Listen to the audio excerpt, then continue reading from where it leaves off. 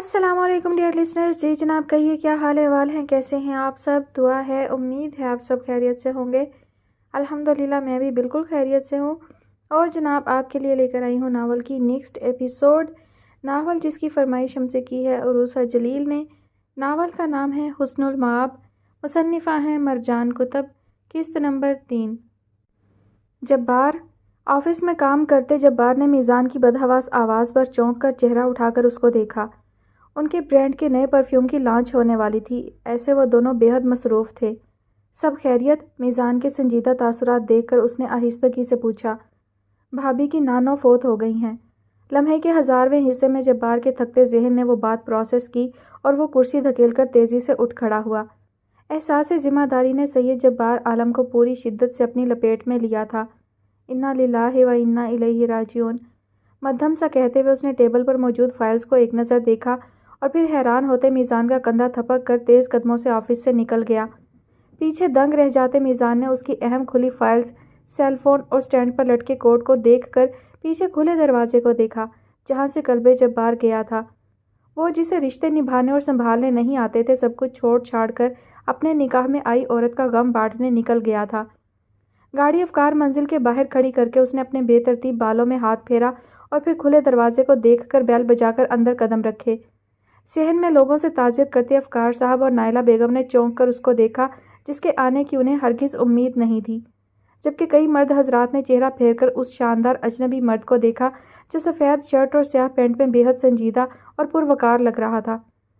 یہ کون ہے؟ نائلہ بیگم کے بھائی نے تعجب سے اس شخص کو دیکھ کر پوچھا۔ ٹھٹک تو حسیب بھی گیا تھا۔ نائلہ بیگم نے حسیب کے چہرے کو دیکھا۔ السلام علیکم۔ جبار کے سلام نے سب کی حیرانی میں درار ڈالی۔ وہ چہرہ اس پٹھان خاندان کے لیے یکسر نیا تھا۔ وعلیکم السلام برخوردار، آپ کون؟ ادھیڑ عمر کے ایک شخص نے پشتو میں سوال کیا جبکہ نائلہ بیگم تیزی سے بوکھلا کر کھڑی ہوئیں۔ اس کو کون سا پشتو آتی ہوگی؟ وہ پشتو میں ہی سب کو مطمئن جواب دے کر کچھ وقت لے سکتی تھیں۔ سید قلب جبار عالم، حسن المآب کا شوہر، بے حد متانت سے اردو میں جواب دے کر اس کی متلاشی نظریں ادھر ادھر اس کی تلاش میں بھٹکیں جس کی پریشانی میں وہ ادھر بنا سوچے سمجھے آ گیا تھا۔ دنگ رہ جاتے سب حضرات کو نظر انداز کر کے اس نے جہاں آرا بیگم کے کمرے کو دیکھا اور اپنے پیچھے سب کو ششدر چھوڑ کر اس جانب بڑھ گیا۔ سید خاندان کا چشم و چراغ، حسنہ پلیز یار تھوڑا سا رو لو، ایسے تمہاری طبیعت خراب ہو جائے گی۔ اندر آتے جبار کے قدم ساکن ہوئے۔ اس نے نیم دراز حسن المآب کا نیم رخ دیکھ کر قدم آگے کو بڑھائے۔ اس کے قدموں کی چاپ پر سب لڑکیوں نے چہرہ پھیر کر دوسرے دروازے کو دیکھا اور چونک گئیں۔ خاموشی سے چلتے ہوئے وہ حسن المآب کی ساکن آنکھوں کے سامنے آیا۔ زرد چہرے اور بنجر سبز آنکھوں میں اچانک سے کوئی تاثر بدلا۔ ان ڈھیر ساری غیر لوگوں میں اس شخص پر بہت اپنے کا گمان ہوا تھا۔ سبز آنکھیں لرز کر اٹھیں۔ ساری لڑکیاں چہرہ پھیر کر حسن المآب کے چہرے کے بدلتے تاثر کو دیکھنے لگی تھیں۔ یکدم پلکیں جھپک کر حسن المآب نے اپنا بے جان ہاتھ چند قدم دور ساکن کھڑے قلب جبار کی جانب بڑھایا۔ پہلی بار زندگی میں، بہت پہلی بار سید قلب جبار عالم کے دل میں ارتعاش پیدا ہوا اور اس نے خود کو ان سبز آنکھوں کی جانب کسی عجیب سی کشش کے باعث پوری ہستی سمیت کھنچتے پایا۔ اس کے بڑے ہوئے سفید ہاتھ کی انگلیاں جبار عالم کی مضبوط پرحدت انگلیوں سے ٹکرائیں اور جبار نے خود کو بہت آہستگی کے ساتھ اس عورت کے عین سامنے سیاہ آنکھوں میں ڈھیروں تحیر لیے بیٹھتے محسوس کیا۔ اس لمحے میں کچھ جادوئی اور جاودانی سا دبے پاؤں در آیا تھا۔ اس سے پہلے کہ وہ خود کو اس بے نام سی کیفیت سے ٹھٹک کر نکالتا، حسن المآب ہچکی لے کر اٹھتے ہوئے اس کے سینے سے آ لگی۔ ساری لڑکیاں حیرانی سے حسن المآب کی تیز ہوتی سسکیوں کو سن رہی تھیں۔ وہ جو نہ رونے کا عہد کیے بیٹھی تھی، آخر اس اجنبی کے سامنے کیوں خود کو رونے سے باز نہیں رکھ سکی؟ آنکھ سے دور نہ ہو دل سے اتر جائے گا، وقت کا کیا ہے گزرتا ہے گزر جائے گا، اتنا مانوس نہ ہو خلوت غم سے اپنی، تو کبھی خود کو بھی دیکھے گا تو ڈر جائے گا، ڈوبتے ڈوبتے کشتی کو اچھالا دے دوں، میں نہیں کوئی تو ساحل پر اتر جائے گا، ضبط لازم ہے مگر دکھ ہے قیامت کا فراز، ظالم اب کے بھی نہ روئے گا تو مر جائے گا۔ ششدر تحیر میں مبتلا اس اجنبی شخص کے اندر کی خاموشی کو تیزی سے دھڑک اٹھتے دل کی صدا نے توڑا۔ چہرہ جھکا کر نا سمجھی سے اس نے خود سے آ لگتی اس آنسو بہاتی عورت کو دیکھا جس نے اسے بے نام عجیب الجھی ہوئی سی کیفیات سے روشناس کروا دیا تھا۔ اندر آتے افکار صاحب اور حسیب نے ٹھٹک کر جبار عالم کو دیکھا جو چہرہ جھکائے حسن المآب کو اپنے ساتھ لگائے بہت آہستگی سے اس کی پشت تھپک رہا تھا۔ حسیب کی آنکھوں میں تیش کے شعلے بھڑکنے لگے۔ وہ عورت جو کب سے رو نہیں رہی تھی اب اس کے آنسو تھمنے میں نہیں آ رہے تھے۔ اس کا احساس زیاں جو بہت زیادہ تھا صرف اس شخص کو دیکھ کر رلانے لگا، کیونکہ اب اسی شخص کی امان میں اس نے اپنی زندگی گزارنی تھی۔ اس کی پیاری نانو اسی شخص کو اس کا محرم بنا کر گئی تھی، اسی شخص کے ساتھ اب اس کا جینا مرنا تھا۔ ہماری آنکھ میں صحرا تلاشنے والے، ہماری آنکھ میں کیا تو نے خون نہیں دیکھا؟ مت اپنے آپ کو ناقابل شکست سمجھ کہ تو نے اس کی نظر کا فسوں نہیں دیکھا۔ گلہ کیا ہے مجھ سے اس نے کم نگاہی کا، کہ جیسے حق تھا اسے میں نے یوں نہیں دیکھا۔ بہت سا رونے کے بعد اس نے نگاہیں جھکا کر چہرہ پیچھے کیا۔ جبار نے ٹھہر جاتی نظر سے اس کی جھکتی پلکوں پر ٹھہرے آنسوؤں کو دیکھا اور پھر نہ جانے کس جذبے کے تحت اس نے انگلیوں کی پوروں سے اس کے آنسو سمیٹ لیے۔ حسن المآب کی سبز آنکھیں لرز کر اٹھیں اور ان سیاہ آنکھوں کو دیکھا جو خاموشی سے اس کے بھیگتے زرد چہرے کو دیکھ رہی تھیں۔ لمحے میں جبار نے اپنی دھڑکنوں پر قابو پا کر اس چہرے کو بے تاثر آنکھوں سے دیکھا۔ اس کی نگاہ اور دل کو یہاں نہیں ٹھہرنا تھا، گھر چلنا ہے۔ وہ جانتا تھا جہاں آرا بیگم کی وفات کے بعد حسن المآب کا یہاں ٹھہرنا صحیح نہیں تھا۔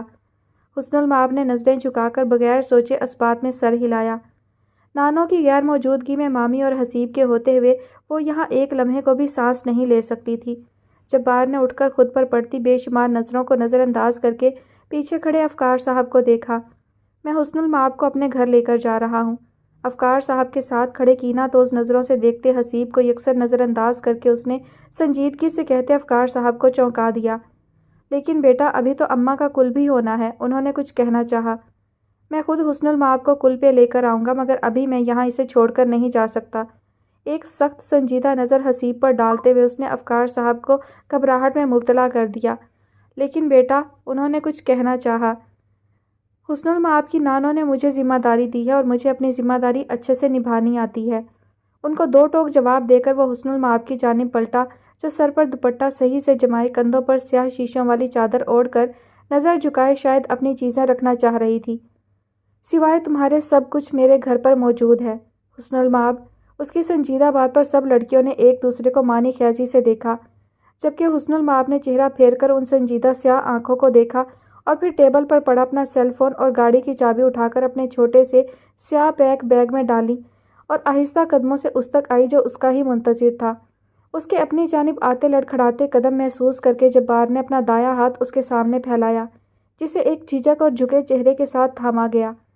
ہمیں اجازت دیں، افکار صاحب کو سنجیدگی سے کہہ کر حسن المآب کو مضبوطی سے تھامے ایک سخت نظر حسیب پر ڈال کر وہ کمرے سے باہر نکل گیا۔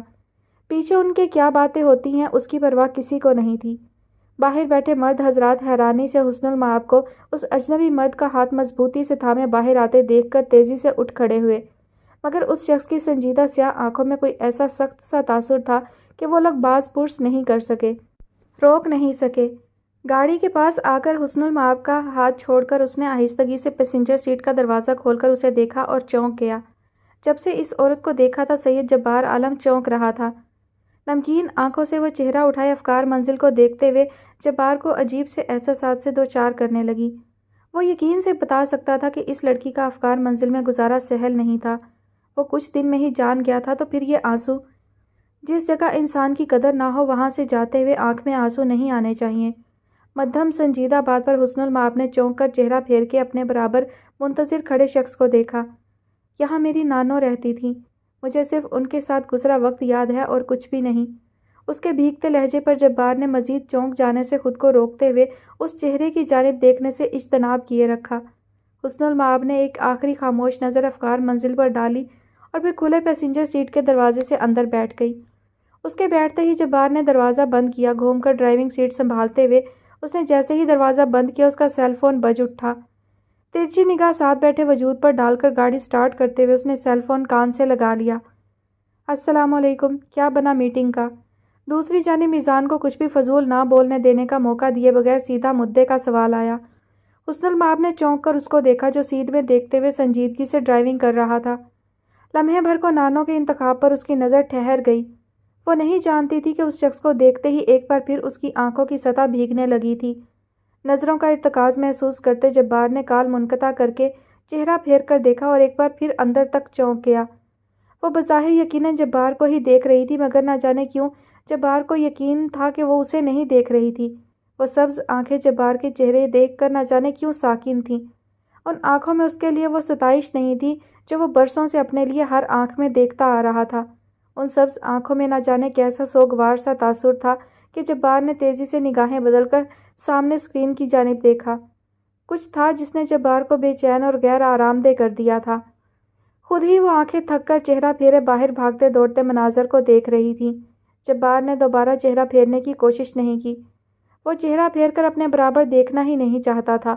وہ دو مختلف مدار میں گھومنے والے لوگ تھے جن کے راستے قسمت نے ایک کر دیے تھے۔ ان کی زندگی الگ تھی، رہن سہن، تجربے، جذبے، زندگی کو برتنے اور جینے کا انداز سبھی کچھ مختلف تھا، مگر اب سید جبار عالم کے تمام راستے ساتھ بیٹھی بے خبر غم سے نڈھال عورت کی جانب موڑ دیے گئے تھے۔ اب ان دونوں کا قیام ایک ساتھ ایک ہی جگہ ہے پانا قرار پا گیا تھا۔ دونوں کے چاہنے والے عزیز رشتے اور گھر ان سے چھین لیے گئے تھے، اور اب ان دونوں کو اس جلتی دھوپ کا سفر ایک دوسرے کی سنگت میں طے کرنا تھا، مگر فی الحال وہ دونوں بے خبر تھے ایک دوسرے سے۔ رستے میں شام ہو گئی، قصہ تمام ہو چکا، جو کچھ بھی تھا اے زندگی وہ تیرے نام ہو چکا۔ کب کی گزر گئی وہ شب جس میں کسی کا نور تھا، کب کی گلی میں دھوپ ہے جینا حرام ہو چکا۔ پھرتے رہیں نگر نگر، کوچہ بکوچہ در بدر، اپنے خیام جل چکے اپنا سلام ہو چکا۔ رات میں باقی کچھ نہیں، نیند میں باقی کچھ نہیں، اپنا ہر ایک خواب تو نظر عوام ہو چکا۔ اس کے لبوں کی گفتگو کرتے رہے سبو سبو، یعنی سخن ہوئے تمام، یعنی کلام ہو چکا۔ رستے تمام ہو گئے اس کی گلی کے آس پاس، یعنی خرام ہو چکا، یعنی قیام ہو چکا۔ حسن المآب کو ملازمہ کے ساتھ اندر جاتے دیکھنے کے بعد اس نے مالی سے کچھ بات کرتے کریم داد کو اپنی جانب اشارے سے بلایا۔ جی سردار۔ کریم داد اس قصر میں واحد شخص تھا جو اسے سردار کہتا تھا، کیونکہ وہ اس کے ساتھ سید حویلی کے وقت سے تھا، اس لیے جبار بھی اس کی عیادت ختم نہیں کر سکا تھا۔ نورہ کو ساتھ لے کر اپنی بیوی کے لیے کپڑے، جوتے اور کچھ ضروری سامان لے آنا۔ اس کو یکسر اجنبی گھر میں کسی ملازمہ کے ساتھ بھیج دینے والا خیر اتنا بھی بے مروت نہیں تھا۔ کریم داد جو کچھ کہنے والا تھا رک گیا اور سر اسپات میں ہلا کر تیز قدموں سے اندر کی جانب بڑھ گیا۔ گاڑی سٹارٹ کر کے ریورس کرتے ہوئے اس نے ایک نظر شان سے سر اٹھائے اس سفید اور سنہری قصر کو دیکھا جس کی ایک ایک اینٹ اس کے باپ نے محبت اور الفت سے رکھی تھی۔ نگاہ اس تختی تک گئی اور سید قلب جبار عالم کے ہونٹوں کو دل فریب مسکراہٹ چھو گئی۔ اس گھر میں ایک بار پھر حسن نام کی عورت کو لا کر وہ اپنے دادا صاحب کو بہت بری مات دینے والا تھا۔ اتنے بہت سے دنوں کی کثافت پریشانی جیسے بھگ سے اڑنے لگی۔ زندگی میں سب کچھ ایک بار پھر سے سید قلب جبار پر آئینے کی طرح صاف ہو گیا تھا۔ شادی کر لینا اتنا بھی برا نہیں تھا جیسے وہ سمجھا بیٹھا تھا۔ ہلکے پھلکے اعصاب کے ساتھ وہ گاڑی کو مسحور کی عمارت کی جانب بڑھا کر لے جا رہا تھا۔ اس شاندار سے گھر میں آ کر بھی نہ جانے کیوں حسن المآب کو اپنائیت کا احساس نہیں ہو رہا تھا۔ شاید نانوں کا غم ابھی تازہ تھا اس لیے، یا پھر جس کے ساتھ آئی تھی وہ اسے دروازے پر یوں چھوڑ کر باہر سے ہی چلا گیا تھا جیسے اس کی منزل کوئی اور تھی، جبکہ حسن المآب کو یہاں ٹھہرنا تھا۔ میزان حیدر کے کہے گئے الفاظ دوپہر سے رات گئے تک اس کے کانوں سے ٹکراتے رہے، مگر اس کو سمجھ نہیں آ رہی تھی۔ اس کو ملازمہ جس کمرے میں لے کر آئی تھی اسے کمرے میں بلیک دماغ کے ساتھ صوفے پر ایک ہی جگہ بیٹھے رات کے 11 بجا دیے تھے اس نے۔ گرمیوں کی رات میں بغیر انورٹر اور پنکھا چلائے یوں ہی بیٹھی رہ گئی۔ ملازمہ کو دستک دینے پر یہی احساس ہوا کہ اس کی مالکن فریش ہو کر آرام کر رہی ہوں گی، اسی لیے وہ دبے قدموں واپس چلی گئی تھی۔ ٹھیک 11:30 پر جبار کی گاڑی نے قصر کے وسیع پورچ کو چھوا۔ گاڑی گیراج میں سب گاڑیوں کے ساتھ پارک کر کے اس نے ایک نظر کلائی پر بندھی گھڑی کو دیکھا اور پھر سر جھٹکتا ہوا کریم داد سے ضروری بات کر کے اندر کی جانب بڑھ گیا۔ سیڑھیاں طے کر کے اوپر آتے ہوئے اس کے ذہن سے حسن المآب نامی عورت نکل گئی تھی۔ دروازے کا ہینڈل پر ہاتھ رکھ کر اندر آتے ہوئے اس کو چونک جانا پڑا۔ اس کے کمرے کی لائٹس جو ہمیشہ آن رکھی جاتی تھیں سب بند تھیں۔ लब भींच कर मुलाजमों की क्लास लेना कल पे मौखर करके वो स्विच बोर्ड पर हाथ मारते हुए मध्यम फानूस जलाकर अंदर आ गया। कमरे में शदीद घुटन और गर्मी महसूस करके उसने ताज्जुब से ड्रेसिंग टेबल पर पड़ा रिमोट उठाकर एसी ऑन किया और वहीं रिमोट रखकर शीशे के सामने खड़े होकर टाई और कफ लिंक्स उतारने लगा। चेहरा उठाकर उसने शीशे में देखा और फिर बेतरह ठिठक कर तेजी से पीछे को पलटा। वो औरत जो सैयद जब्बार के वहम गुमान से भी कुछ घंटे बाद निकल गई थी, वही सामने इर्द गिर्द से बेपरवाह सोफे पर बैठी बाहर रात को देख रही थी। जब्बार जो सर झटकने लगा था, कुछ एबनॉर्मल सा महसूस करके तेजी से उस तक आया। उसको पुकारने का इरादा मुलतवी करके खंगारा गया, मगर हुस्नुल माब वहाँ होती तो सुनती। जिंदगी में कई अरसे बाद पहली बार सैयद जब्बार अपनी ज़ात के अलावा किसी को लेकर बेतरह तशवीश का शिकार हुआ। क्या वह दोपहर 12 बजे से यूं ही बैठी हुई थी? हुस्नुल माब, उस औरत का नाम जहन से महव नहीं हुआ था, मगर जिसके लिए ये बात अहम होनी चाहिए वो यूं ही सोफे पर पाँव समेट कर बैठी रही। अब के जब्बार सही मानों में अंदर तक मुस्तरिब हुआ। एक नज़र कलाई पर बंधी घड़ी पर डालकर उसने निफासत से समेटे गए बालों में हाथ फेरकर उन्हें बेतरतीब कर दिया।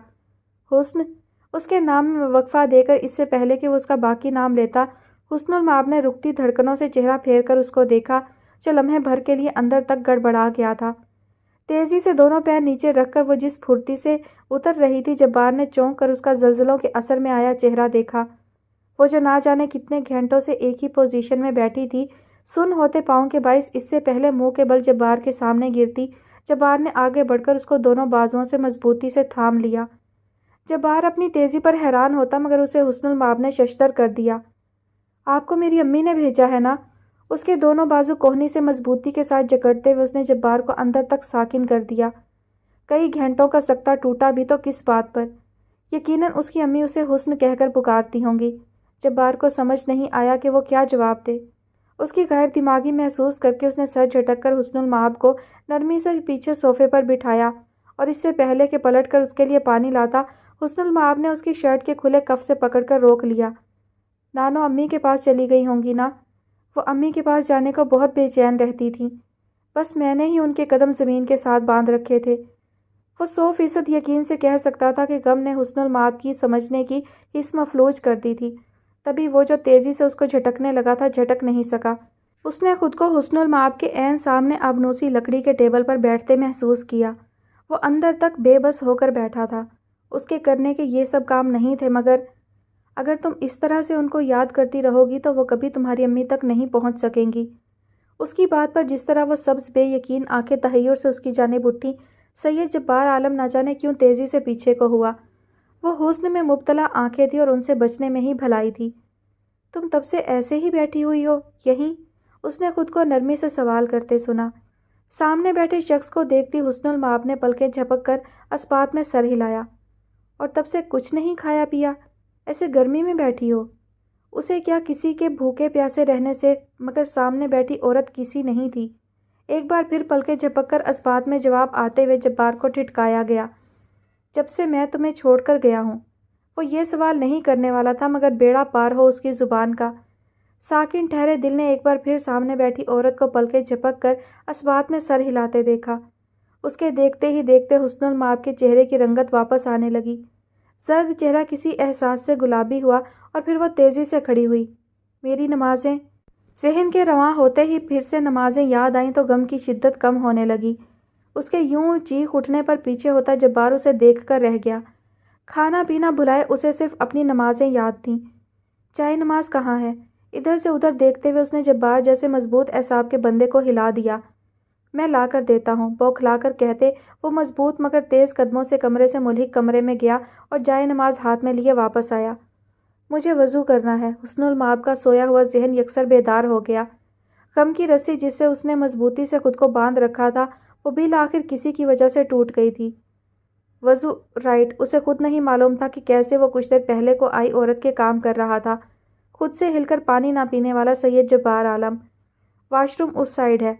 उस वसीअ और इस कमरे में इतने दरवाजे थे कि हद नहीं। उसके इशारे पर सही से दुपट्टा सर पर जमाती हुस्नुल माब तेज़ी से वहाँ को लड़खड़ाते हुए भागी और पीछे जब्बार हैरान सा खड़ा रह गया।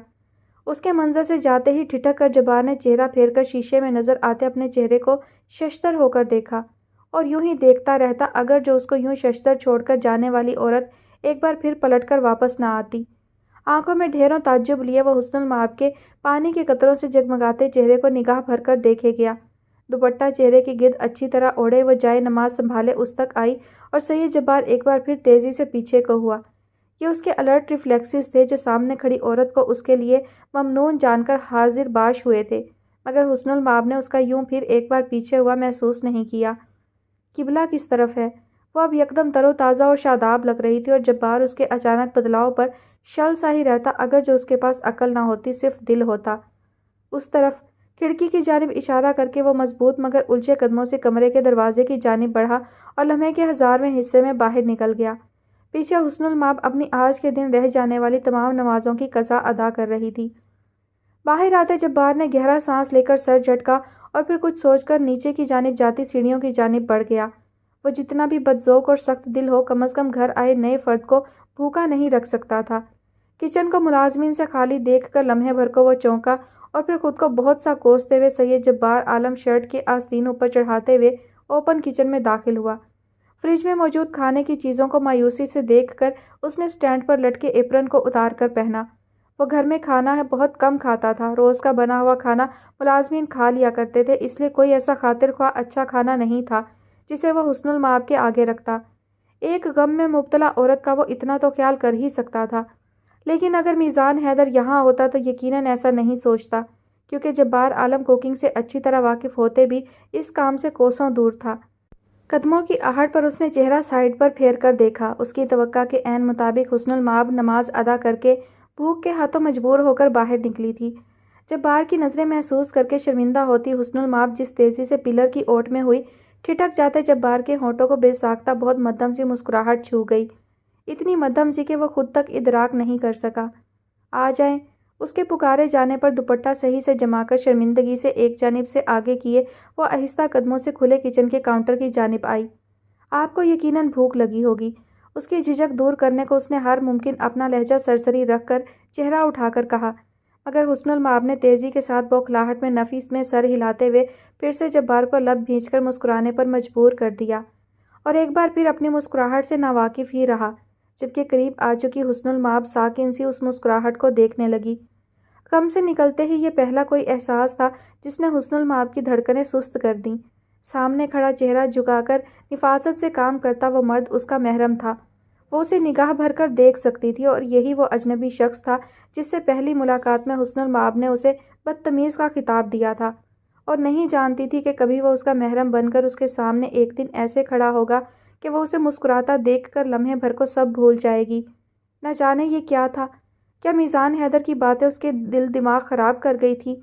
اس نے تو ان باتوں کو اتنی خاص اہمیت تک نہیں دی۔ تو پھر خاموشی پر جبار نے مائکرو میں سینڈوچ رکھتے ہوئے چہرہ پھیرا، اور عین اسی لمحے حسن المآب تیزی سے پلکیں جھپک کر کاؤنٹر پر موجود کرسی کا سہارا لے کر بیٹھتی چلی گئی۔ لمحے بھر کو آنکھوں کے آگے تیزی سے دھند آئی تھی۔ جبار ٹرے سائڈ پر رکھ کر اس کو لڑکھڑاتے دیکھ کر تیزی سے اس تک آیا۔ آپ ٹھیک ہیں؟ اس کے متفکر سوال پر حسن المآب نے آنکھوں کے آگے آتی دھند کو جھٹک کر سکڑ کر پھیلتے دل کے ساتھ اس کو دیکھا۔ کیا اللہ نے اس کو یہ شخص نعم البدل کے طور پر عطا کر دیا تھا؟ کیا وہ واقعی اس کے لیے مضطرب ہو رہا تھا، اس محبت کی وجہ سے جو اس کے دل میں حسن المآب کے لیے موجود تھی؟ اللہ! سر میں اٹھتی ٹیسوں کے ساتھ سب بھول کر وہ سر پکڑ کر جبار کے ہاتھ پیر پھلا گئی۔ تیزی سے ڈسپینسر سے پانی کا گلاس بھر کر اس کی جانب بڑھایا گیا۔ پانی پئیں۔ پانی کا گلاس دھندلاہٹ میں دیکھتے ہوئے حسن المآب نے اپنا ہاتھ آگے بڑھایا۔ اس کی سرد لامبی انگلیاں سید جبار کی مضبوط انگلیوں سے ٹکرائی، اور جبار نے لمحے کی تیزی سے اپنا ہاتھ پیچھے کر لیا۔ پانی پیتی حسن المآب اس کے یوں پیچھے سرکنے کو محسوس نہیں کر سکی۔ کھٹاکھٹ پانی چڑھا کر اس نے مائکرو کی جانب دیکھتے جبار کو دیکھا جو اس کے لیے کھانا نکال رہا تھا۔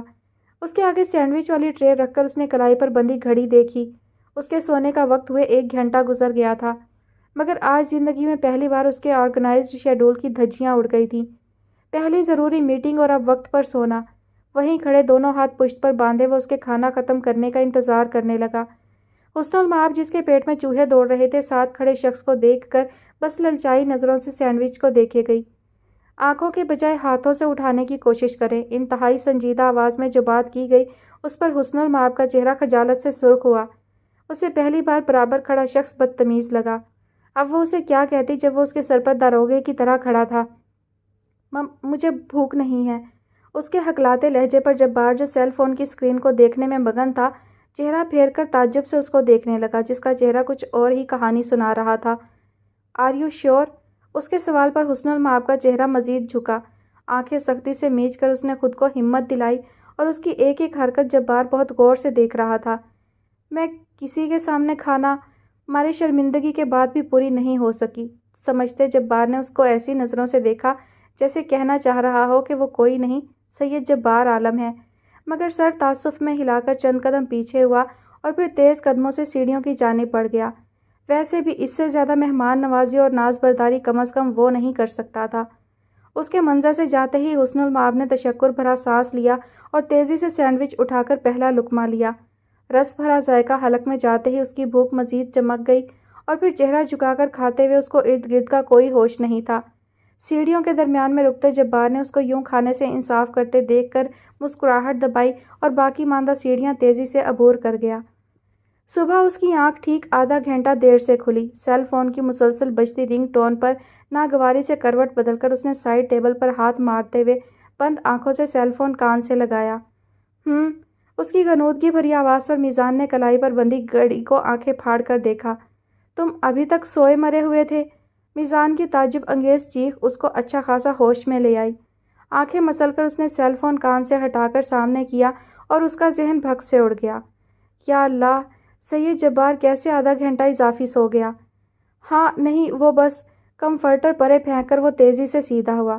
شادی کے اگلے دن ہی اس کا دماغ الٹ گیا تھا کیا؟ یہ تو بہت خطرناک بات تھی۔ سالوں سے ایک ہی ٹریک پر چلتے رہنے والا کیسے کسی نئے فرد کی وجہ سے اپنی رات خراب کر گیا؟ یہ سب تمہاری بکواسیات کا قصور ہے، دانت پیس کر کہتے ہوئے اس نے میزان کو چونکا دیا۔ میرا؟ صبح اس الزام پر وہ تڑپ ہی اٹھا تھا۔ نہ تم بکواس کرتے ہو، نہ میں شادی کر کے کوئی مصیبت اپنے گھر لاتا۔ کل کا دن گزرتے ہی وہ پہلے والا پرانا جبار سپاٹ سا لوٹ آیا تھا۔ ایک سیکنڈ، تم کل میرے کہنے پر میٹنگ چھوڑ کر اپنی بیوی کے لیے نہیں بھاگے تھے؟ چل کر کہنے سے میزان حیدر بھی کہاں باز رہ سکتا تھا۔ بالوں میں ہاتھ چلاتا جبار کا ہاتھ ساکن ہوا۔ واٹ؟ کون سی بیوی؟ لمحے بھر کو جس طرح سب بھول بھال کر وہ نفرت سے پھنکارا پیپر ویٹ گھماتا میزان کا ہاتھ ساکن ہوا۔ یہ اس کے دماغ کے چولے کس نے ہلا دیے صبح ہی صبح؟ بھابھی کی بات کر رہا ہوں جبار، شی از یور وائف ناؤ۔ اس کا انداز یکدم سمجھاتا ہوا سنجیدہ سا ہوا۔ وہ صرف حسن المآب ہے میزان حیدر۔ ایک تو کل کا سارا دن اس عورت پر خرچ ہو جانے کا دکھ، اوپر سے دیر، مزید غضب میزان نے اس کو بیوی کہہ کر ڈھا دیا تھا۔ اور حسن المآب اب تمہاری بیوی ہے، میزان کا انداز اب بھی جتاتا ہوا تھا۔ جبار نے لب بھینچ کر آئینے میں نظر آتے اپنے مضطرب عکس کو دیکھا۔ تم جانتے ہو نا میں نے حسن المآب سے نکاح کیوں کیا ہے؟ اس کا سرد لہجہ بہت کچھ باور کرواتا ہوا تھا۔ میزان نے گہرا سانس لیا، اپنی ساری حماقتیں اس کا منہ چڑھا رہی تھیں۔ مجھے تو یاد ہے، مگر تم بھی یہ یاد رکھو کہ تمہارے لیے یہ شادی سمجھوتا تھا، ڈیل تھی یا مفاد۔ بھابھی کے لیے یہ شادی ان کی نانوں کی آخری خوشی ہے۔ سمجھ رہے ہو نا میری بات؟ وہ اس شادی کو تم سے مختلف ہو کر نبھانے کی کوشش کریں گی۔ اس کی بات پر جبار کا چونک جانا فطری تھا، کیونکہ میزان حیدر پہلی بار کوئی غلط بات نہیں کر رہا تھا۔ سر جھٹک کر کال منقطع کرتے ہوئے وہ تیزی سے واش روم کی جانب بڑھا۔ اسے آفس پہنچتے ہوئے مزید دیر کر کے میزان کو فضول بکواس کرنے کا موقع نہیں دینا تھا۔ صبح فجر کی نماز پڑھ کر وہ باہر صحن میں ٹہل رہی تھی، یہاں تک کہ سورج نکل کر اپنی شعاعیں بکھیرنے لگا۔ وہ اندر کا ارادہ کر کے تیز قدموں سے اندر کی جانب بڑھی، کیونکہ اسے نانوں کے لیے قرآن پاک بھی پڑھنا تھا۔ سیڑھیوں پر پہنچ کر اس کو رکنا پڑا، کیونکہ لکڑی کا آبنوسی دروازہ کھول کر تیز قدموں سے آفس کے لیے نکسک سے تیار ہو کر باہر آتا شخص جبار تھا، وہی شخص جو کل کے دن اس پر مہربان تھا۔ حسن المآب کو دیکھ کر وہ جیسے ہی ٹھٹکا، حسن المآب نے اسے سلام کرنا چاہا، مگر وہ اس کے برابر سے اس کو واضح نظر انداز کر کے گزرتا چلا گیا۔ حسن المآب لمحے بھر کے لیے بالکل شل رہ گئی۔ بمشکل چہرہ پھیر کر اس کو دیکھا جو اپنی گاڑی میں بیٹھ چکا تھا، اور پیچھے ساکن سی حسن المآب کو ایک بار بھی پلٹ کر نہیں دیکھا۔ اس کو نظر انداز کر کے گزر جانا کوئی ایسی بڑی بات نہیں تھی، اصل مسئلہ وہ سخت کھردری بدلی ہوئی نظریں تھیں۔ کوئی ایک پل میں اتنا مہربان اور اگلے ہی پل اتنا اجنبی کیسے ہو سکتا ہے؟ وہ حسن المآب تھی جسے لہجے، رویے اور بدلی ہوئی نظروں کی پہچان تھی۔ سر جھٹک کر وہ اندر بڑھی۔ اس کے قدم اسی گیسٹ روم کی جانب تھے جہاں وہ کل رات کھانے کے بعد سوئی تھی۔ نہ جانے کیوں اس کے اندر کوئی خطرے کا الارم بجا رہا تھا، کوئی شے اندر ہی اندر اسے باور کروا رہی تھی کہ یہ گھر اس کی منزل نہیں بنے گا، یہاں اس کا پڑاؤ بہت مختصر ہونے والا ہے۔ کمرے میں آ کر شیلف پر رکھے قرآن مجید کو اٹھا کر پڑھتے ہوئے بھی وہ اپنے آگے کے مستقبل کو سوچ رہی تھی، جو ایک نظر کی تبدیلی پر دھندلانے لگا تھا۔ ایک بار پھر سے اکیلے رہ جانے کا احساس اس کے ارد گرد اپنا گھیرا تنگ کرنے لگا تھا۔ حسن المآب کو اس کے گھر سے لانے سے لے کر اس کے لیے رات کو کھانا بنا کر اپنی نیند اور صبح آفس کا ٹائم خراب کرنے تک سید جبار نے یہ ٹھان لی تھی کہ حسن المآب کی جانب کچھ بھی ہو جائے نہیں بڑھے گا، چاہے وہ مشکل میں ہو یا غم میں۔ اس کی زندگی میں آنے والی عورتیں کبھی بھی اس کے لیے خیر اور سلامتی لے کر نہیں آئی تھیں۔ اسے اس ذات سے ہر ممکن آخر حد تک بچ کر ہی رہنا تھا تاکہ دوبارہ اس کو وہ منحوس وقت نہ دیکھنا پڑے۔ پورے 6 دن گزر گئے اسے گھر سے آفس اور آفس سے گھر جاتے ہوئے۔ دوبارہ ایک سیکنڈ کے لیے بھی وہ اپنے مدار سے باہر نہیں نکلا، نہ اس نے حسن المآب کی خبر لینے کی کوشش کی۔ اس کے جاگنے سے قبل ہی وہ ناشتہ کیے بغیر آفس کے لیے نکل جاتا اور رات اس کے سو جانے کے بعد دیر گئے گھر آتا۔ اگلے 7ویں دن وہ لیپ ٹاپ کا بیگ ہاتھ میں تھامے تیز قدموں سے باہر کی جانب جا رہا تھا، تبھی اس کی غیر ارادہ نگاہ سائڈ کے باغ میں چہرہ اٹھا کر ٹہلتی حسن المآب کو دیکھ کر ٹھٹک گئی۔ وہ آسمان میں اڑتے پرندوں کو دیکھ رہی تھی۔ وہ جو آگے بڑھنے لگا تھا کچھ سوچ کر آہستہ قدموں سے اس کی جانب بڑھا۔ قدموں کی آہٹ پر پلٹتی حسن المآب نے سامنے کھڑے شخص کو دیکھ کر تیزی سے دوپٹے سے چہرے کے دائیں حصے کو ڈھکتے ہوئے سید جبار کو چونکا دیا۔ اس کے سامنے حسن المآب کا نیم رخ تھا۔ السلام علیکم۔ اس کو سامنے بغیر کچھ کہے کھڑے دیکھ کر اس نے آہستگی سے سلام کیا۔ اس کے لہجے میں کچھ بدل گیا تھا، مگر جبار کے پاس اتنا وقت ہوتا تو سمجھتا۔ وعلیکم السلام۔ سر جھٹک کر اس نے کلائی پر بندھی گھڑی پہ وقت دیکھا۔ آفس ٹائم میں 5 منٹ رہ گئے تھے۔ آپ کو کسی چیز کی ضرورت تو نہیں؟ اسے یہ سوال نہیں کرنا تھا، مگر فضا میں کچھ ایسا تھا جسے محسوس کر کے جبار کو یہ سوال کرنا پڑا۔ نہیں، جزاک اللہ۔ انداز اب بھی سادہ تھا۔ اس کے یوں کئی دن سے لفٹ نہ کروانے پر دور دور تک کوئی جذبہ نہیں تھا۔ آپ کو کہیں جانا؟ وہ ابھی کچھ کہنے والا تھا۔ نہیں، جزاک اللہ۔ وہ جانتی تھی کہ مقابل کیا کہنے والا ہے۔ جبار نے اپنی بات یوں کاٹے جانے پر اس کو دیکھا، جو جبار کو دیکھنے کے بجائے سائڈ پر موجود مالی بابا کے کام کو دیکھ رہی تھی۔ جس دن آپ کی نانوں کا کل ہو مجھے بتا دیجیے گا۔ اب کہ اس نے جو کہا اس پر حسن المآب نے چہرہ پھیر کر اس کو دیکھا۔ صبح کی ہوا اس کے دوپٹے کو پھڑپھڑا کر اس کے چہرے سے جدا کرنا چاہ رہی تھی، مگر حسن المآب کی گرفت مضبوط تھی۔ میں نے یہیں قرآن پڑھ لیا تھا۔ نرمی سے جواب آنے پر جبار نے آنکھیں سکیڑ کر اس کو دیکھا۔ کیا وہ ایک دن کے لیے بھی افکار منزل نہیں جانا چاہتی تھی؟ وہاں آپ کو کوئی کچھ نہیں کہے گا، آپ میرے ساتھ۔ اس کی بات ایک بار پھر منقطع کر دی گئی۔ یہ سید جبار عالم کے ساتھ کسی نے تیسری بار متواتر کیا تھا۔ کل گزر چکا ہے، ایسے میں میرا وہاں جانے کا جواز نہیں بنتا۔ اطمینان بھرے جواب پر جبار نے ٹھٹک کر اس کو دیکھا۔ سید جبار کے چہرے کے پہلے والے بے پرواہ سے تاثرات نہیں رہے تھے۔ سیاہ پینٹ کی جیب میں ڈالے ہاتھ پہلو میں آ گرے۔ واٹ؟ سارے عہد شرمندگی کے دبیز پہاڑ تلے دبنے لگے۔ میں خود نہیں گئی کیونکہ میں جانا نہیں چاہتی تھی۔ سامنے کھڑے سفید شرٹ، سیاہ ویسٹ کوٹ اور سیاہ پینٹ میں ملبوس شخص کو دیکھ کر اس نے ملائمت سے کہا، مگر اس کے لہجے کی رکھائی واضح تھی۔ جبار نے چہرہ پھیر کر اس طراری انداز میں نفاست سے پیچھے کیے بالوں میں ہاتھ پھیر کر بکھیر دیا۔ I am sorry. اس کو دیکھے بغیر مدھم آواز میں بمشکل کہہ کر سید جبار تیز قدموں سے اپنی گاڑی کی جانب بڑھ گیا۔ حسن المآب نے اسے جاتے دیکھ کر سر جھٹکا۔ وہ سمجھ گئی تھی کہ اس کے دوست میزان حیدر نے اس سے جھوٹ کہا تھا۔ اس سے دور جاتا شخص کبھی بھی حسن المآب سے محبت نہیں کر سکتا۔ محبت کرنے والے دل اور ہوتے ہیں، محبت لینے والے دل بھی اور ہوتے ہیں۔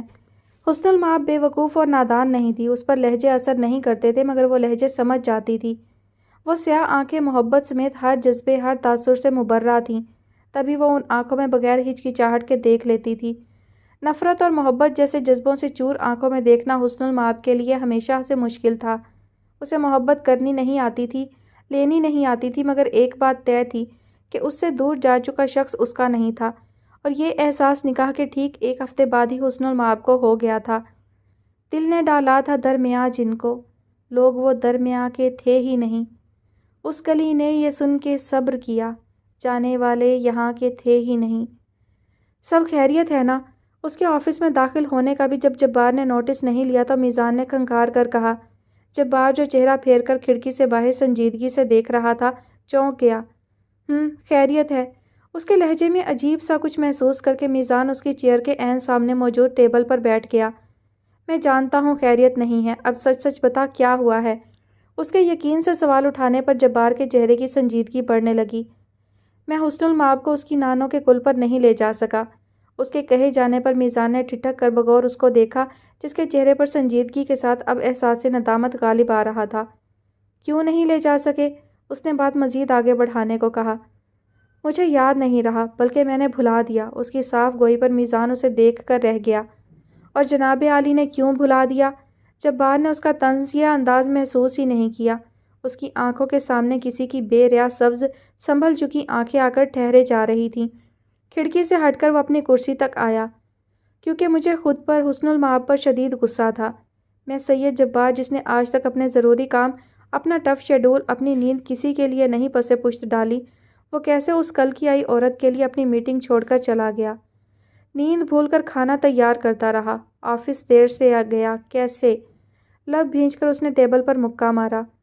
وہ کل کی آئی عورت سید جبار کی بیوی ہے، اور حسنہ آنٹی کی تربیت تمہیں اس عورت کے لیے ایسے رویے کی ہی ترغیب دیتی ہے۔ وہ باقی عورتوں کی طرح تمہارے لیے غیر نہیں ہے، جو تم خود کے ساتھ اتنی سختی سے پیش آ رہے ہو۔ میزان نے سخت حیرانی کو بمشکل دبا کر اس سے جو بات سنجیدگی سے کہی، اس پر سید جبار کی دھڑکن ٹھہر گئی۔ اس کی ماں کا ذکر ایسے ہی جبار کی دھڑکنیں روک دیتا تھا۔ وہ ماں جسے اس نے اس دنیا میں سب سے زیادہ چاہا تھا۔ مجھے میری ماں کی تربیت نے ہی شاید مجبور کر رکھا ہے، ورنہ میں کیا آج کل کی ان عورتوں کی فطرت سے واقف نہیں ہوں؟ مجھے اس ذات نے ہمیشہ بے عزت اور ذلیل کروایا ہے میزان حیدر۔ میں اس ذات پر مہربان نہیں ہو سکتا، کبھی بھی، مر کر بھی نہیں۔ اس کے پختہ خیالات چٹانوں کی طرح سخت تھے۔ میزان اس کے چہرے کے پتھر ہوتے تاثرات دیکھتا رہا۔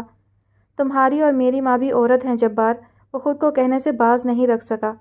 بصد احترام مجھے یہ تسلیم ہے، مگر میں آج کل کی عموماً عورتوں کی بات کر رہا ہوں۔ میں نے بہت سی عورتوں کو اپنے مقام سے گرتے دیکھا ہے۔ وہ بلا جواز رائے قائم کرنے والوں میں سے نہیں تھا۔ اوکے، لیکن اب کیا؟ جبار کے بجتے سیل فون کی آواز نے اسے بات پوری نہیں کرنے دی۔ جبار اور میزان کی نظر بیک وقت ٹیبل پر موجود سیل فون تک گئی، جہاں زینب کالنگ جگمگا رہا تھا۔ جبار نے بے چینی کے ساتھ تیزی سے کال اٹھا کر سیل فون کان سے لگایا۔ السلام علیکم زینب بیٹا، سب خیریت ہے نا؟ اس کے لہجے کے خدشے پر دوسری جانب زینب کی آنکھیں بھیگنے لگیں۔ بھائی آپ حویلی آ جائیں، دادو کی طبیعت بہت سخت خراب ہو گئی ہے۔ زینب کی بھرائی ہوئی آواز سن کر جبار کی پیشانی پر تفکر کی لکیریں چھانے لگیں۔ اچھا، تم دادو کا خیال رکھو، میں حویلی کے لیے نکلتا ہوں۔ اس کی بات پر میزان نے چونک کر اس کو دیکھا۔ کال کاٹ کر تیزی سے اپنا کوٹ سٹینڈ سے اٹھاتے جبار نے سیل فون سے کریم داد کو کال ملائی۔ کریم داد، اپنی بیوی کو گاؤں جانے کے لیے تیاری کرنے کو کہہ دو۔ اس کی بات پر دوسری جانب کریم داد نے مثبت جواب دیا تو اس نے کال منقطع کر دی۔ حویلی سے کریم دادی اس کے نجی کام سر انجام دیتے آ رہا تھا۔ وہ بن کہے بھی جانتا تھا کہ جبار کی پیکنگ اس نے کرنی ہے۔ یار، دادو کی طبیعت بگڑ گئی ہے، مجھے حویلی جانا ہوگا، اس نے گھڑی پر وقت دیکھتے ہوئے کہا۔ ابھی دوپہر کا 1 بج چکا تھا، وہ آرام سے ایبٹ آباد پہنچ سکتے تھے۔ بے فکر ہو کر جا، لیکن رابطے میں رہنا۔ میزان نے اس کا کندھا تھپکتے ہوئے اس کی پریشانی رفع کرنی چاہی۔ جبار کی غیر موجودگی میں اس سے بہتر آفس کو کوئی نہیں سنبھال سکتا تھا، اس بات کا جبار کو علم تھا۔ تبھی آفس سے متعلق کوئی بھی ہدایت دیے بغیر اسبات میں سر ہلا کر اس سے بغل گیر ہو کر اپنے بیگ اٹھائے تیز قدموں سے دوبارہ آفس کا دروازہ پار کر گیا۔ گاڑی قصر کے باہر پہنچتے ہی دروازے واہ ہوئے اور گاڑی تیزی سے اندر آ گئی۔ پارک کیے بغیر وہ گاڑی کی چابی کریم داد کی جانب اچھال کر مضبوط مگر تیز قدموں سے اندر کی جانب بڑھا۔ لاتعداد کمروں کو دیکھ کر اس کو ٹھہر جانا پڑا۔ تمہاری بیوی کہاں ہے؟ پاس سے گزرتی ملازمہ نے راہداری کے آخر میں بنے گیسٹ رومز کی جانب اشارہ کرتے ہوئے جبار کو چونکا دیا۔ وہ گیسٹ روم میں 1 ہفتے سے رہ رہی تھی اور وہ اتنا بے خبر تھا۔ ملازمہ کے جاتے ہی گہرا سانس لے کر وہ راہداری کی جانب بڑھا۔ دروازہ کھٹکھٹا کر جواب کا انتظار کرتا رہا، مگر جواب ندارد۔ 1-2 بار مزید کھٹکایا گیا۔ آہستگی سے دروازے کے ہینڈل پر ہاتھ رکھ کر اس نے دروازہ کھولا اور عین سامنے ہی حسن المآب اسے رکوع میں جاتی نظر آئی۔ وہیں کھڑے ہینڈل پر ہاتھ رکھے وہ خاموش نظروں سے اس کو سجدے میں جاتے دیکھنے لگا۔ جبار زندگی میں پہلی بار کسی کو اتنا ٹھہر ٹھہر کر فرصت سے نماز پڑھتے دیکھ رہا تھا۔ وہ یوں نماز پڑھنے میں منہمک تھی جیسے اس سے ضروری اس کے لیے اور فرصت طلب کوئی عمل نہ ہو۔ وہیں کھڑے کھڑے جبار کو 15 منٹ گزر گئے، مگر اس کو احساس نہیں ہو سکا۔ سلام پھیرتی حسن المآب اس کی نظروں کے ارتکاز سے غافل اب اپنی دعا مانگ رہی تھی۔ اس کی دعا بھی طویل ہونے لگی، مگر وہ استقامت سے کھڑا رہا۔ دعا مانگ کر جائے نماز اٹھاتی حسن المآب جیسے ہی پلٹی، دروازے میں ایستادہ جبار چونک گیا۔ चौंक तो हुस्नुल माब भी गई थी, मगर तासुर दिए बगैर जाए नमाज टेबल पर रखकर वो उसकी जानिब बढ़ी। आप कब आए? उसके सवाल का खालिस्तान मतलब कुछ और था, मगर जब्बार को वो सवाल अजीब से एहसास से दो चार करने लगा। ठीक 20 मिनट पहले, उसने कलाई पर बंधी वॉच देखकर टाइम बताते हुए कहा। हुस्नुल माब को हैरान कर दिया। कोई ज़रूरी बात थी तो आप मुझे आवाज़ दे देते। उसको यकदम शर्मिंदगी घेरने लगी। मैं आपके और अल्लाह के दरमियान नहीं आना चाहता था। उसके जवाब में कुछ ऐसा था कि हुस्नुल माब ने साकिन होकर उसके संजीदा चेहरे को देखा, वो चेहरा जिसे देखकर उस पर पत्थर का गुमान होता था। मैं अपने गांव जाने लगा हूँ, मेरी दादी की तबीयत ख़राब हो गई है, तो अगर आप भी साथ चलें। शायद ये सुबह का शदीद एहसास नदामत था जो वो ऐसे बात कर रहा था। ओह, अल्लाह पाक उनको सेहत तंदुरुस्ती दे, आमीन, मैं ज़रूर चलूँगी। उसके जवाब पर जब्बार ने उस चेहरे को देखा जो ना जाने क्यों बेरिया लगता था, मगर नहीं। थैंक यू, फिर आप अपनी पैकिंग कर लें, मालूम नहीं कितने दिन ठहरना पड़ जाए। उसके कहे जाने पर हुस्नुल माब ने इस बात में सर हिलाया, जबकि जब्बार वहीं दरवाजे से पलटकर वापस चला गया। बिस्तर पर पड़े लातादाद शॉपिंग बैग्स और हैंड कैरी को देखकर उन तक आई, और फिर बैग्स में मौजूद कपड़े देखकर वो सर थाम गई। सब कपड़े कामदार कढ़ाई वाले भारी कपड़े थे, सिवाय 4-5 के जिनमें से एक उसने पहन रखा था। तो क्या वो ये सब कपड़े वहाँ एक बीमार की अयादत को जाते ही पहनेगी? सर झटक कर वो कदरे बेहतर कपड़े और जूते निकालकर कैरी में रखने लगी।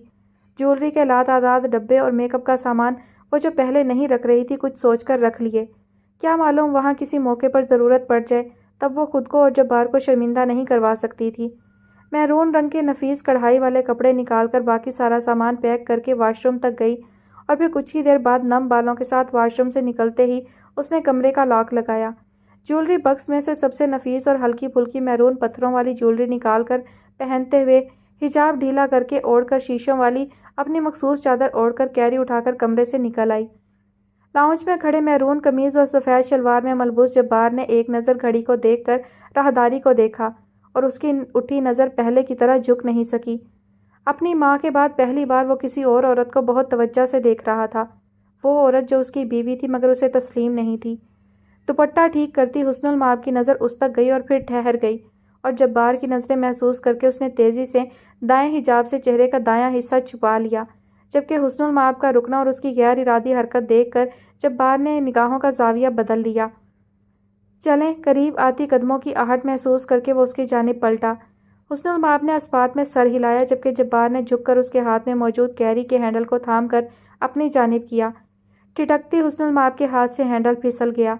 चंद लम्हे वो वहीं खड़े उसको मजबूत कदमों से लकड़ी के दरवाजे की जानिब बढ़ते देखती रही, और फिर खुद भी उसकी तकलीद में चल पड़ी। उसके से आने से कबल ही सामान डिक्की में रखकर जब्बार ने उसके लिए पैसेंजर सीट का दरवाज़ा खोला, जबकि करीब आता करीमदाद उसे परेशानी से देखने लगा। सिक्योरिटी की ज़रूरत नहीं है करीमदाद। दरवाज़ा बंद करने से कबल हुस्नुल माब के कानों में उसके अल्फाज पड़े, और फिर दरवाज़ा बंद हो गया। मगर सरदार, आपके साथ अब बीबी भी हैं। वो हैरानी से उसे मामले की संगीनी का एहसास दिलाना चाह रहा था। इसीलिए मैं सिक्योरिटी को साथ ले जाकर हुस्नुल माब को बेआराम नहीं कर सकता। मैं कोई सियासतदान नहीं, एक आम सा बिजनेसमैन हूँ करीमदाद। उसके तफसीली जवाब पर करीमदाद उसे देख कर रह गया। मज़ीद कुछ कहने की गुंजाइश बची ही नहीं थी। उसको चंद ज़रूरी हदायत देकर जब्बार ने ड्राइविंग सीट संभालते हुए गाड़ी रिवर्स करके कसर से बाहर निकाल ली। करीमदाद तब तक दरवाजे पर खड़ा देखता रहा जब तक उसके सरदार की गाड़ी नज़रों से ओझल नहीं हो गई। उन्हें सफ़र करते तकरीबन 1 घंटा हो चुका था, मगर गाड़ी में मौजूद दबीज़ खामोशी को तोड़ने की कोशिश बिल्कुल भी नहीं की गई। हुस्नुल माब चेहरा फेरकर बाहर भागते मंजर देख रही थी। जब इसी खामोशी में दूसरा घंटा भी गुजर गया तो सैयद जब्बार ने चेहरा फेरकर अपने साथ बैठी इंतहाई अजीब औरत को देखना चाहा, मगर हुस्नुल माब के हिजाब के पल्लू ने उसकी कोशिश नाकाम बना दी। उलझ कर नासमझी से उसने चेहरा वापस स्क्रीन की जानिब मोड़ लिया। मेरे ख्याल से हमें रुककर कुछ खा लेना चाहिए। जब्बार की राय पर दूसरी जानिब से कोई जवाब नहीं आया। हुस्नुल माब यूं ही चेहरा फेरकर बाहर देखती रही। कुछ गैर आरामदेह होते जब्बार ने चेहरा फेरकर फिर से उसको देखा। हुस्नुल माब। उसकी कदरे ऊंची पुकार पर हुस्नुल माब ने बेतरह चौंक कर चेहरा फेरा। हिजाब ने उसके पूरे चेहरे को अब भी ढांप रखा था, बस वो चौंकती सब्ज आंखें नुमाया थी। जब्बार उसकी लाइल्मी और गायब दिमागी महसूस करके उसे देख कर रह गया। सैयद जब्बार साथ बैठा हो और कोई औरत उसे नज़रअंदाज करके खुद में मस्त रहे, ऐसा उसके साथ पहले कभी भी नहीं हुआ था। औरतों की तवज्जो अपनी जानिब हर वक्त हर आन सिमटते देखते रहकर कोफ्त और शदीद बेजारी का शिकार होता सैयद कल्बे जब्बार उस औरत की अदम तवज्जोही पर उलझन का शिकार हो रहा था। آپ کو بھوک لگی ہے؟ سر جھٹک کر اس نے سامنے دیکھتے ہوئے سنجیدگی سے کہا۔ اس چہرے پر ایسی سنجیدگی چھائی ہوئی تھی کہ بھوک لگنے کے باوجود حسن المآب نے تیزی سے نفی میں سر ہلایا۔ نہیں۔ اس کے مدھم جواب پر قریب آتے ڈھابے کے پاس گاڑی روکتے جبار نے جیسے اس کے جواب کو سرے سے سنا ہی نہیں تھا، یا کم از کم حسن المآب کو تو ایسا ہی لگا۔ اسے گاڑی سے اترتے دیکھ کر حسن المآب اسے دیکھتی رہ گئی جو اسے بھول کر ڈھابے کی جانب بڑھ گیا تھا۔ ہینڈل کھولتا اس کا ہاتھ پہلو میں آ گرا۔ کچھ بھی محسوس کیے بغیر وہ پھر سے ہائی وے پر گزرتی گاڑیوں کو دیکھنے لگی۔ تبھی اس کی نگاہ کھانے کے شاپرز ہاتھ میں لیے واپس آتے جبار سے ٹکرائی۔ حسن المآب جلد رائے قائم کرنے والوں میں سے نہیں تھی۔ وہ کسی سے امیدیں لگانے میں ایک عمر خرچ کرتی آئی تھی، تبھی اسے جبار کے افعال سے کچھ محسوس نہیں ہوا تھا۔ گاڑی میں بیٹھ کر پیچھے پلٹ کر شاپرز رکھتے جبار نے اس سفید شاپر سے رول ہوا پیزا پراٹھا سیدھے ہو کر اس کی جانب بڑھایا۔ چونک کر اس کی جانب دیکھتی حسن المآب کے چہرے سے حجاب سرک کر پیچھے ہو گیا، مگر جبار کے دیکھنے سے قبل اس نے تیزی سے چہرہ پھر کر حجاب درست کیا۔ گاڑی سٹارٹ کرنے سے سید جبار کے گاؤں میں داخل ہونے تک ان دونوں کے درمیان کوئی بات نہیں ہوئی۔ شام 5 بجے ان کی گاڑی سید حویلی کے باہر ہارن دے رہی تھی۔ جبار پہلے ہی ارباز تایا کو اپنے آنے کی اطلاع کریم داد کے ذریعے دے چکا تھا، اسی لیے حویلی کا سفید دروازہ تیزی سے واہ ہوا اور جبار کی سیاہ چمکتی گاڑی اندر آ گئی۔ سیڑھیاں اترتے معیز نے شیشے سے اس بڑی سیاہ کار کو دیکھا اور انہی قدموں سے واپس بھاگا۔ کمرے سے باہر نکلتا عاقب اس کی پھرتی پر ناگواری سے رک گیا۔ تمہیں کچھ زیادہ ہی خوشی ہو رہی ہے اس کے آنے کی؟ اس کی ناگواری کو معیز نے ناک سے مکھی کی طرح اڑا کر جوش سے اس کو دیکھا۔ جبار آ گیا ہے، کیا شاندار چمکتی سی سیاہ بڑی گاڑی میں آیا ہے، وہی گاڑی جو 6 ٹائروں اور 4 سلنسر والی ہوتی ہے۔ اس کو گاڑیوں کی معلومات عاقب کے مقابلے میں اتنی نہیں تھی، تبھی اس کی معلومات پر عاقب چونک گیا۔ ہمر H6؟ وہ گاڑی پاکستان میں کیسے؟ اس کی تو ڈیوٹی بہت زیادہ ہے۔ ساری ناگواری بھلائے گاڑیوں کا شوقین عاقب ششدر ہو رہا تھا، تبھی تیز قدموں سے معیز کے برابر سے نکل بھاگا، جبکہ اس کے جاتے ہی معیز کندھے اچکا کر خود بھی اس کے پیچھے ہو لیا۔ اگر ہم باہر سید حویلی کے احاطے میں واپس جائیں تو جبار گاڑی سے اتر کر پیسنجر سیٹ کا دروازہ بڑھ کر کھول رہا تھا، جبکہ لکڑی کے بڑے دروازے کے باہر حیران سے کھڑے سید حویلی کے تمام افراد ناسمجھی سے پیسنجر سیٹ کی جانب دیکھ رہے تھے۔ آخر جبار کس کو اپنے ساتھ لے آیا؟ پیسنجر سیٹ سے اترتی عورت کو دیکھ کر سب نے ششدر ہو کر ایک دوسرے کو دیکھا سوائے مروہ بیگم کے۔ ان کی آنکھوں میں محبت نمکین پانی کی صورت چمکنے لگی تھی۔ جبار کے ساتھ چل کر ان سب کے قریب آ جاتی عورت اس قدر دلکش اور پروقار تھی کہ وہ سب جبار کی پسند سے نظریں نہیں ہٹا سکے۔ اتنی ساری نظروں کو خود پر محسوس کرتی حسن المآب نے غیر آرام دہ ہو کر ساتھ آ رکتے جبار کو دیکھا، جس کی آنکھوں میں بھی کم و بیش حسن المآب جیسا تاثر تھا۔ اس کا چونک جانا بنتا تھا۔ السلام علیکم۔ جبار چمکتی آنکھوں سے خود کو دیکھتی مروہ بیگم کی جانب جھکا تو انہوں نے بے تاب ہو کر اس کی روشن پیشانی چوم کر اس کا چہرہ دونوں ہاتھوں میں تھام لیا۔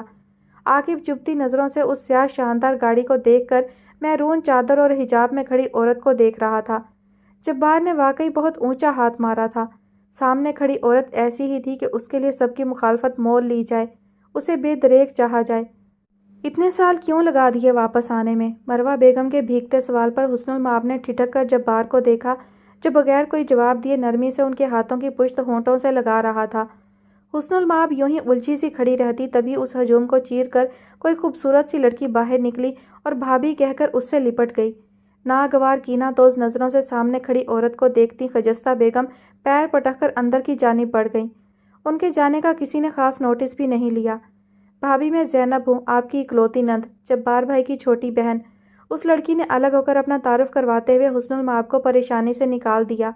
لیکن اگر وہ اس کی سگی بہن تھی تو جبار کے ساتھ کیوں نہیں رہتی تھی؟ یا جبار اپنے ماں باپ کے ساتھ اس حویلی میں کیوں نہیں رہ رہا تھا؟ السلام علیکم۔ اس کے خلوص پر حسن المآب نے اس کا بڑا ہاتھ مسکرا کر تھام لیا، جبکہ اس کی دلکش مسکراہٹ کو دیکھتے عاقب کی آنکھوں میں کوئی چیز تیزی سے چمکی۔ سب سے مروتاً ملتا جبار عاقب کی نظروں کے تعاقب میں دیکھتے ہوئے ٹھٹک گیا۔ وہ نظریں ایسی تھیں کہ سید جبار کے کہیں اندر سے لاوا ابھرنے لگا۔ نرمی سے برابر کھڑی مسکرا کر باقی سب سے ملتی حسن المآب کا ہاتھ تھام کر اس نے سب کے ساتھ عاقب کو بھی چونکا دیا۔ تمہیں میں اپنی دادوں سے ملوانا چاہتا ہوں۔ اس کے بظاہر نرم لہجے نے باقی سب افراد کو سوائے زینب اور مروہ بیگم کے پیچھے ہٹنے پر مجبور کر دیا۔ حسن المآب کو اس نے صحیح سے حیران ہونے کا موقع بھی نہیں دیا۔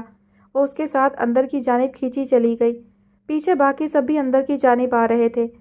حال میں اپنے مخصوص دیوان پر ٹانگ چڑھا کر بیٹھے سید قاسم مجتبیٰ نے سامنے سے مضبوط قدموں سے بڑھتے جبار کو دیکھا اور اسی تیزی سے اٹھ کھڑے ہوئے۔ جبار نے ان کو نہیں دیکھا تھا، جسے محسوس کر کے اندر ہی کوئی جذبہ دبا کر انہوں نے اس کے ساتھ چلتی عورت کا نیم رخ دیکھا۔ جبار! ان کی گونجدار رعب بھری آواز پر حال میں سکتہ چھا گیا۔ ان کی تیز آواز سن کر اپنے کمرے میں نفرت سے بل کھاتی زیبا صلاح الدین اور خجستہ بیگم بھی باہر نکل آئیں۔ اب آنے والا تھا نا اصل مزہ۔ جبار نے چونکے بغیر ٹھہر کر ان کو دیکھا۔ اس لہجے کی گونج پر پلٹتی حسن المآب نے سامنے کھڑے رعبدار سے شخص کو دیکھا، جو عمر کے آخری حصے میں بھی سفید قمیض شلوار پر سیاہ چادر اوڑھے تازہ دم، رعبدار اور صحت مند لگ رہے تھے، مگر ان کے چہرے کے تاثرات میں اس قدر سختی اور رعونت تھی کہ جذبے پہچان لینے والے حسن المآب کا دل سکڑ کر پھیلا۔ جبار کے نکاح میں اس کا یہ بھرا پورا خاندان کیوں شریک نہیں ہوا تھا، اس بات کو کسی حد تک سامنے کھڑے بزرگ کو دیکھ کر اسے سمجھ آ رہی تھی۔ یعنی جبار نے ان کے خلاف جا کر اس سے آگے اس کے پریشان ہوتے دل کو سوچنے کا موقع نہیں ملا۔ تو یہ ہے تمہاری من پسند عورت؟ چند قدم آگے بڑھ کر انہوں نے جس طرح تحقیر آمیز لہجے میں چبھا کر کہا۔ حسن المآب کا چہرہ تیزی سے رنگ بدلنے لگا، دھڑکن سست ہوئی۔ جبار نے بہت ضبط سے ان کو دیکھ کر ایک نظر راہداری کے آخر میں بنے دادوں کے کمرے کو دیکھا۔ اپنے باپ کی طرح ایسے ہی کسی راہ چلتی عورت سے تو شادی نہیں کر لی؟ ان کا تیر سیدھا نشانے پر جا لگا تھا۔ جبار اس کا تھاما ہاتھ نرمی سے چھوڑ کر عین ان کے روبرو آیا تو قاسم مجتبیٰ اس کی شان سے اٹھی گردن کو دیکھتے رہے۔ ان جوان آنکھوں میں ان کے لیے اتنی ناگواری اور نفرت تھی کہ وہ اس کا مقابلہ اس عمر میں نہیں کر سکتے تھے۔ اگر آپ کو میری بیوی میری ماں کی طرح لگ رہی ہے تو میرے لیے یہ فخر اور اعزاز کی بات ہے دادا صاحب۔ اس کے الفاظ پر کچھ قدم دور کھڑی زیبا صلاح الدین جل بھن کر رہ گئی۔ خون آشام نظروں سے اس حجاب کے ہالے میں لپٹے چہرے کو دیکھتے ہوئے وہ اس حسین اور شاداب چہرے سے شدید حسد کا شکار ہو رہی تھی۔ تم بالکل اپنے باپ کی طرح ہو، باغی اور خود سر، لیکن ایک بات اپنے ذہن میں اچھی طرح بٹھا لینا کہ ایسی آئی گئی عورت کو قاسم مجتبیٰ سید حویلی کی بہو کی حیثیت سے کبھی قبول نہیں کرے گا۔ ان کے سخت پھنکارتے الفاظ نے جبار کو بالکل متاثر نہیں کیا۔ حسن المآب کا دل خوف کا شکار ہونے لگا۔ کس بے وقوف نے کہہ دیا کہ جبار کی بیوی کو آپ کی قبولیت کی سند، اس حویلی میں مقام اور سید خاندان میں پہچان چاہیے؟ اس کے مطمئن سوال پر کتنے ہی منہ کھل گئے۔ افکار صاحب اور ارباز صاحب نے ششدر ہو کر ایک دوسرے کو دیکھا۔ آج تک سب بھائی اپنے باپ سے آنکھ اٹھا کر بات نہیں کر سکے اور سامنے کھڑا جبار، پیچھے ساکن کھڑی حسن المآب کا ہاتھ تھام کر اپنے برابر لاتے ہوئے اس نے حسن المآب کی دھڑکن نئے سرے سے روک دی۔ یہ عورت جو میری رضا اور پسند سے میرے نکاح میں آئی ہے، اس کی پہچان اور خاندان صرف قلب جبار عالم ہے۔ میری ذات سے منسوب اس عورت کو کسی نے ٹیڑھی آنکھ سے دیکھنا، سوچنا، غلط الفاظ کہے تو یہ سید حویلی اپنی بنیادوں پر قائم نہیں رہے گی۔ اس کے سخت متنبہ کرتے لہجے نے قاسم مجتبیٰ، زیبا، عاقب اور خجستہ بیگم کو اندر تک جلا کر خاکستر کر دیا۔ حسن المآب نے چہرہ پھیر کر پھیلتی سبز آنکھوں سے اس کو دیکھا، جو اس کے لیے سب کو سختی سے باور کروا رہا تھا، اسے اپنی پسند کہہ رہا تھا، اس سے الفت کا اظہار ببانگ دہل کر رہا تھا، مگر کیوں؟ کیا اس کے دوست میزان نے سچ کہا تھا؟ کیا وہ سب حقیقت تھا؟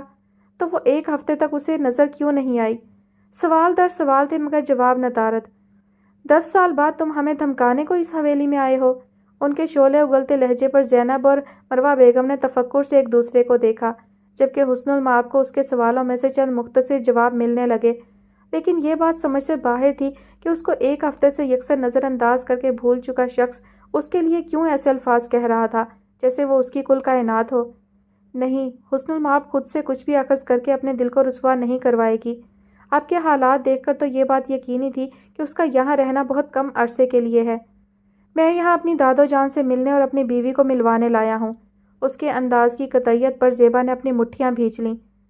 سید خاندان کی بہو بننے کی اگر کوئی حقدار ہے تو وہ صرف زیبا صلاح الدین ہے۔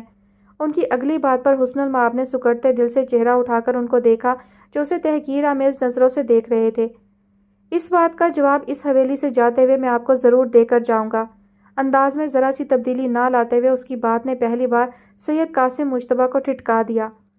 نام کیا ہے اس عورت کا جس کے لیے تم ہمیں اور ہم پورے سید خاندان کو ذلیل و خوار کروانے پر تل گئے ہو؟ ان کے سوال نے جہاں زیبا کے کان کھڑے کیے وہاں حسن المآب کو لرزا دیا۔ وہ کیوں اس کو ان باتوں کو الزام دے رہے تھے جس میں اس کا سرے سے کوئی عمل دخل نہیں تھا؟ حسن المآب آپ کی خاندانی سیاست اور چال بازیوں سے لا علم ہے، سو بہتر ہے کہ میری بے خبر بیوی پر دوبارہ کوئی بہتان نہ تراشا جائے۔ اس کی واضح تنبیہ پر حسن المآب کا تیزی سے دھڑکتا دل ساکن رہ گیا۔ وہ جو بات ابھی محسوس کر رہی تھی وہ کیسے اس کے یوں استحقاق سے نام لینے پر زیبا کی آنکھوں میں مرچیں سی چبھنے لگی۔ وہ سفید قصر جس پر حکمرانی کے اس نے خواب دیکھ رکھے تھے وہ اسی عورت کا نام لیوا نکلا، جبکہ اس نام پر قاسم مشتبہ کہیں اندر تک چونک گئے۔ یعنی وہ سچ کہہ رہا تھا، یعنی وہ واقعی میں۔ مروہ بیگم کا پر یقین لہجہ ان کی سماعتوں میں پھر سے گونجنے لگا، جبکہ جبار ان کو یوں ہی لاجواب سا چھوڑ کر ساکن سی حسن المآب کا ہاتھ تھامے راہداری کی جانب بڑھ گیا۔